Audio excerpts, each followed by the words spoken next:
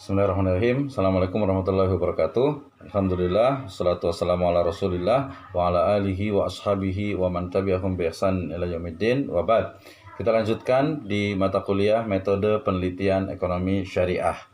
Ketika berbicara tentang metode penelitian ekonomi syariah, maka yang akan kita bahas pada kesempatan kali ini adalah bagaimana pendekatan kualitatif atau kualitatif data yang kita temukan atau data yang kita akan analisis itu bersifat kualitatif. Kualitatif itu adalah data yang bukan nilai, bukan angka, bukan sesuatu yang bisa dikuantifikasi. Oleh karena itu, metode data atau data dalam sebuah metode penelitian yang dia menggunakan data kualitatif, maka analisisnya pun menggunakan kualitatif. Nah, di sini saya membagi ada dua hal. Pertama adalah yang disebut dengan normative legal studies, ya. Yang kedua adalah empirical legal studies. Apa itu normative legal studies? Normative legal studies adalah studi atau metode yang menggunakan pendekatan legal normatif legal atau norma-norma hukum yang sudah ada. Sedangkan empirical legal studies adalah studi atau pembahasan yang dia menggunakan pendekatan empiris, pendekatan fakta,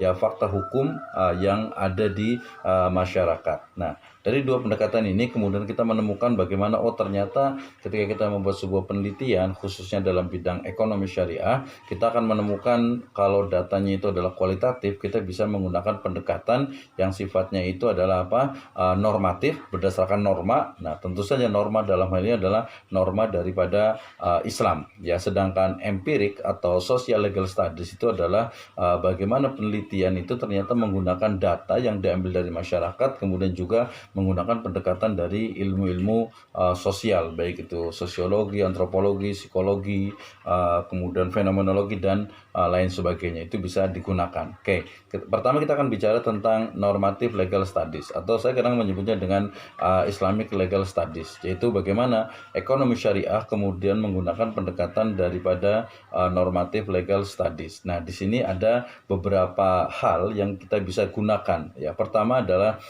metode ijtihad. Ini ketika bicara tentang metode ijtihad berarti banyak sekali ya para mujtahid yang kemudian mereka memberikan gagasan-gagasan berkaitan dengan bagaimana penetapan suatu hukum. Maka normative legal studies ketika sebuah pembahasan tentang ekonomi syariah menggunakan normative legal studies, kemudian lebih rinci lagi adalah produk dari ijtihad, maka kemudian Maka kemudian diambil satu pemikiran dari seseorang, dari seorang tokoh, dari seorang cendekiawan untuk menjadi satu teori yang akan menjadi pisau analisis, ya, baik itu secara mazhab, ya. Mungkin kita akan bahas tentang bagaimana ijtihadnya Imam Syafi'i, ijtihadnya dari Imam Ahmad bin Hambal dan lain sebagainya, ya. Kemudian yang kedua adalah masih terkait juga, yaitu bagaimana usul fikih itu menjadi satu analisis dalam sebuah pembahasan dalam ekonomi syariah. Ini juga sangat menarik sekali. Kenapa? Karena hampir semua istimbatul ahkam, penetapan dalam hukum, ya, termasuk di dalamnya adalah ekonomi syariah, itu juga menggunakan pendekatan usul fikih.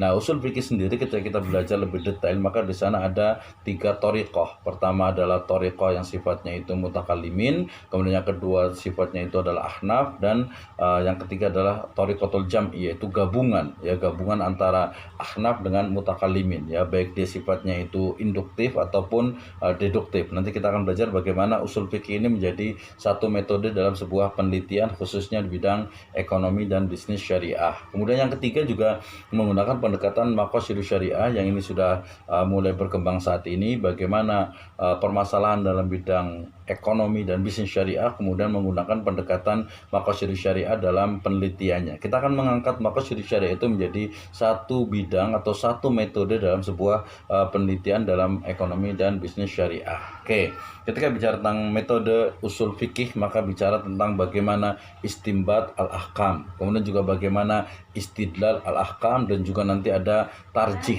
dalam menetapkan satu pembahasan dalam bidang ekonomi dan bisnis syariah. Sedangkan maqasidus syariah bicara tentang maqasidul khamsah, salah satunya yang disebutkan oleh Imam Al-Ghazali, kemudian juga dilanjutkan oleh muridnya Imam Asy-Syatibi, yang bicara tentang hifdul din, kemudian hifdul nafas, kemudian hifdul akal, kemudian hifdul nasl, dan hifdul mal. Sebagai sebuah teori, dia akan bisa dikembangkan dan bisa menjadi pisau analisis dalam sebuah penelitian ekonomi dan bisnis syariah.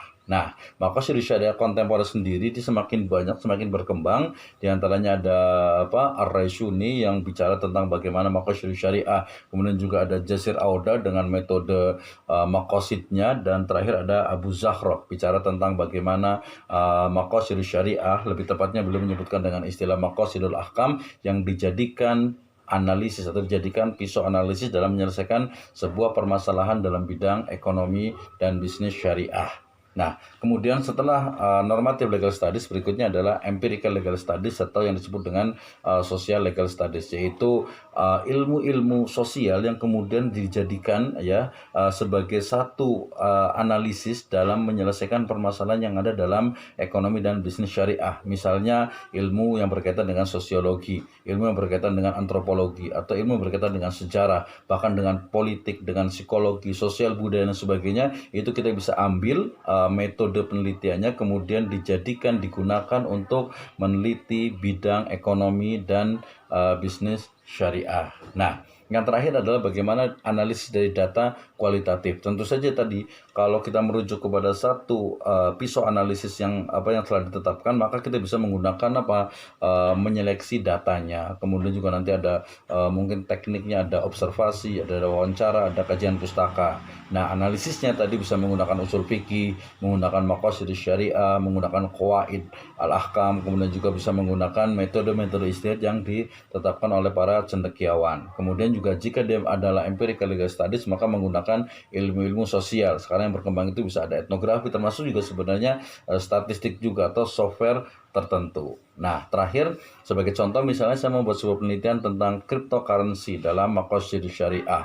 Maka karena bicara tentang cryptocurrency adalah bagian dari e-money atau digital money, maka saya akan bicara tentang teori uang dalam Islam. Ya, bagaimana sebenarnya teori uang dalam Islam? Apakah Islam itu hanya mengenal dinar dengan dirham? Apakah Islam itu menerima uang kertas, fiat money, atau tidak? Nah, kemudian setelah bicara tentang teori uang dalam Islam, maka saya akan bicara tentang all about cryptocurrency. Semua hal yang berkaitan dengan cryptocurrency. Cryptocurrency itu seperti apa? Kemudian juga bagaimana konteks dari digital money, dan kemudian berikutnya kita gunakan analisis kualitatif untuk membuat penelitian untuk menyelesaikan masalah cryptocurrency dalam maqasid syariah. Tentu saja tadi pembahasan tentang maqasid syariah itu juga dibahas secara detail, pilih mana yang akan kita gunakan atau secara general. Setelah itu baru kesimpulan. Nah, ini pembahasan tentang dari metode penelitian. Let's discuss, mari kita bicara, mari kita diskusi tentang bagaimana maqasid syariah, usul fikih, metode ijtihad, kemudian juga ilmu-ilmu sosial